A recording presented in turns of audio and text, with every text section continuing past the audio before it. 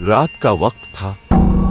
चांद आसमान पर एक पुतली तलवार की तरह लटका हुआ था, जिसकी फीकी रोशनी में गांव से कुछ दूर एक पुराना तन्हा बरगद का दरख्त खड़ा था। उसे सब भूतों का दरख्त कहते थे। इसकी जड़ें सांपों की तरह जमीन में फैली हुई थीं और उसकी शाखें तारीक, खौफनाक हाथों की तरह फिजा में लहराती थीं। गांव के लोग कहते थे कि इस दरख्त में एक चुड़ैल रहती है जो रात को अकेले चलने वालों को अपने पास खींच लेती है। एक रात अहमद नामी एक निडर नौजवान ने दोस्तों से शर्त लगाई कि वो आधी रात को इस दरख्त के तने को छूकर वापस आएगा। इसके दोस्तों ने इसे मना किया, लेकिन अहमद अपनी बात पर अटल रहा। जैसे ही घड़ी में 12 बजाए, अहमद मशल लेकर दरख्त की तरफ चल पड़ा।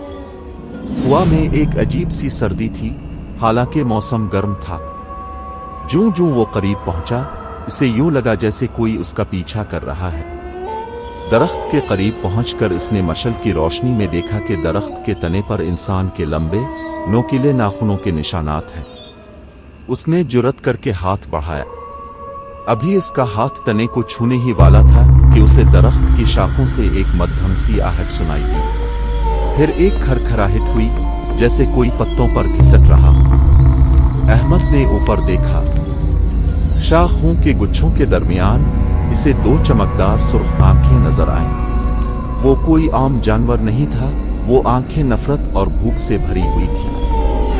अहमद का दिल तेजी से धड़कने लगा। इससे पहले कि अहमद पलट कर भागता, इसे महसूस हुआ कि दरख्त की एक शाख सांप की तरह तेजी से नीचे आई और उसके गिले के करीब से गुजर कर तने पर जोर से टकराई। वो 1 इंच के फासले से बचा।